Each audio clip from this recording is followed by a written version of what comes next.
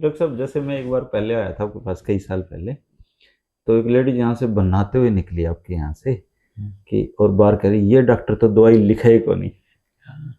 तो आप ना, मैंने देखा आप वो बच्चों को 10-11 मिनट लगाते हो उनके ऊपर, पूरी मेडिकल हिस्ट्री उसकी लिखते हो पूरा, मतलब पूरी सीबीआई से भी ज्यादा छानबीन डॉक्टर दिनेश खोसला की होती है अपने पेशेंट। नहीं, मेरे साथ के सब लोग ऐसे ही थे जी, उन गुरुओं के सीखे हुए। जब दवाई लिखने की बात आती है तो आप एक दवाई लिख दी, वो भी 20 रुपए से ज्यादा की नहीं आती आप वाली।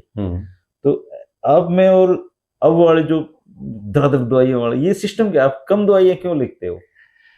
नहीं, देखिए, जब हम सर्जरी में ड्यूटी करते थे ना, हमारे लेसन इस तरह के थे। देखो जी, अच्छा, सर्जरी का मैं जैसे अंडर ग्रेजुएट स्टूडेंट सर्जरी के पहले सेशन में गया हूँ जी। सर्जरी के मुझे सीनियर प्रोफेसर, मैं डॉक्टर सेखों को याद करता हूँ, डॉक्टर ये सीनियर टीचर, पहली लाइन क्या सर्जरी के स्टूडेंट को सिखानी है, a good surgeon is one who knows when not to operate.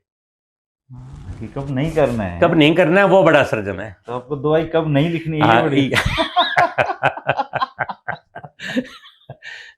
Unnecessary दवाइयां भी शरीर को हार्म करती हैं। अच्छा, और बाकी बातें जो लोकप्रिय कहावतें हैं, तो वो बेकार थोड़ा है। वो हम आज लोग उनको सुन के साइड पुट असाइड कर देते हैं कि prevention is better than cure. ठीक है, रोग बचाव रोग ट्रीटमेंट से महत्वपूर्ण है। हम उसको आत्मसात कर लेते थे, अपने में डाल ले कि ये बात तो सही है, तो मेरे को रोग बचाव करना सीखना है। ठीक बात है। ऐसे सोशल एंड प्रिवेंटिव मेडिसिन में जाते थे तो हम वहां से देखते थे कैसे बीमारियों की रोकथाम करी जा सकती है। ठीक है ना। अब ये हमारा अपना अपना होता था कि कौन चाहता था कि मैं बस दवाई देना सीखूं और मरीज को तुरंत आराम करूं और ठीक हो जाऊं। लेकिन मैंने सोशल एंड प्रिवेंटिव मेडिसिन पे मेरे ऊपर छाप पड़ी कि, और उस बात की भी छाप पड़ी कि good doctor is one who knows when not to give medicine. ये कारण है। हाँ जी। फिर अच्छे टीचर्स की आपको बता रहा हूँ कैसी टीचिंग होती थी। एक दिन एक सेमिनार था, हमको कह दिया, सब्जेक्ट पढ़ा दिया कि जाओ पढ़ के आओ वाटर एज मेडिसिन। अच्छा, अब किस किताब में लिखा हो जो हम पढ़े कि वाटर एज मेडिसिन, कहाँ से पढ़ के आऊं मैं? कि पर उन्होंने उस दिन आधे घंटे का सेमिनार दिया कि कैसे पानी को एयर एज मेडिसिन। भाई आज आप इतना रोना रो रहे हैं कि एयर पोल्यूट हो गई है, उससे बीमारियां होनी शुरू हो गई हैं, तो एयर एज मेडिसिन ही तो है। साफ हवा इज ए मेडिसिन, बीमारी नहीं होगी, वो प्रिवेंटिव मेडिसिन है। साफ हवा मिलाओगे तो उसमें हवा का प्रदूषण होने के बाद उसका इलाज, बॉडी का इलाज करना नहीं शुरू करना, हवा को ही शुद्ध कर दो, ठीक हो जाएगा। शायद पहले डॉक्टर इसलिए तो कहते थे कि आप थोड़ी हवा बदलिए। हाँ, पहाड़ों में बेचते थे ना। तो रेस्पिरेटरी इलनेस के लिए तभी वो सारे जो सैनिटोरिया होते थे वो पहाड़ों में बने होते थे। हाँ, कि अब मेडिसिन तो है ही, खत्म ही हो गई है। पहाड़ों में जाओगे एटलीस्ट और प्रदूषण नहीं होगा, और फिर बॉडी आहिस्ता आहिस्ता रिकवर करके फिर बॉडी फाइट कर लेगी। तो बॉडी को इम्यूनिटी बनाने की उस टाइम विज्ञापन थोड़ा होते थे, वो पहाड़ में बेच के इम्यूनिटी बढ़ाते थे कि बॉडी फिर लड़ लेगी इसके साथ, और वहां जाके खान पान अच्छा कर लो, प्रोटीन खाओ, अंडे खाओ, और अपने हाई प्रोटीन डाइट खाओ।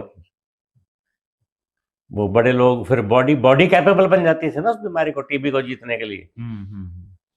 अभी भी आज की डेट में भी मैं क्यों नहीं कम दवाई लिखता हूँ, क्योंकि मुझे एक्चुअली नॉलेज है कि 95% बीमारियां तो बॉडी अपने आप ही ठीक कर रही है। अब वो मरीज को समझाने वाली बात है कि भाई मैं इसमें कोई हीरो नहीं बन रहा। मरीज कई बार कहता है दवाई दे दो ना जी। मैं कहा देखो, बड़ा डॉक्टर होने की दो बातें होती हैं। जो मैंने सीखा था, बड़ा डॉक्टर वो होता है जो दवाई कम दे तो फिर वो हंसने लग जाते हैं। फिर किसी किसी को मैं ऐसे अर्थमेटिकल फॉर्मूला भी बताता हूँ।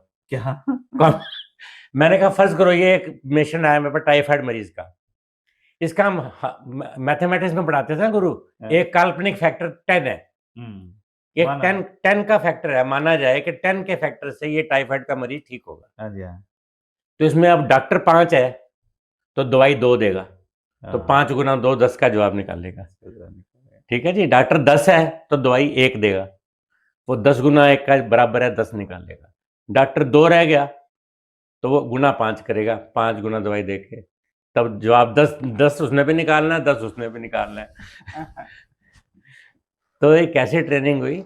बेसिकली डॉक्टरी का खराब हुआ जब ये ट्रेनिंग प्रोसेस खराब हो गया हमारा, पीजीआई का है, सारी मेडिकल साइंस मेडिकल का। का। हाँ, इसमें जो बदलाव किए, बेड साइड नहीं अवेलेबल होती ना, बैचेस इतने बड़े बड़े हो गए। आपके समय कितने पॉलिटिकल थे batch में? इंटरफेरेंस, हमारी पॉलिटिकल इंटरफेरेंस नाम की चीज नहीं सुनी थी हमने कोई, कि हमको कोई आके कुछ कहेगा।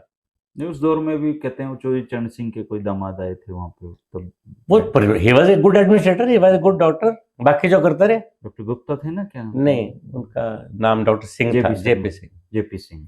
हमको उनसे मतलब ही नहीं होता था ना। आपके समय ही थे वो?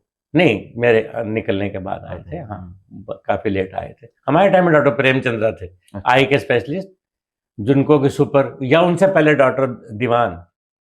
उनका स्टेचर इतना होता था कि उनको पॉलिटिशियन उनको हाथ नहीं, उनको कुछ नहीं कह सकते, जरूरत ही नहीं थी। हाँ, मेडिकल कॉलेज के कैंपस से बाहर कर देते। मेरे पास टाइम नहीं है जी, वो सीएम को ये कह सकते जी मेरे पास टाइम नहीं है आपको देखने, अपॉइंटमेंट लो, मेरे पास इतने दिन इतने बजे आना, तब आना। अच्छा डॉक्टर साहब, आपको कितने साल हो गए बच्चों को देखते हुए?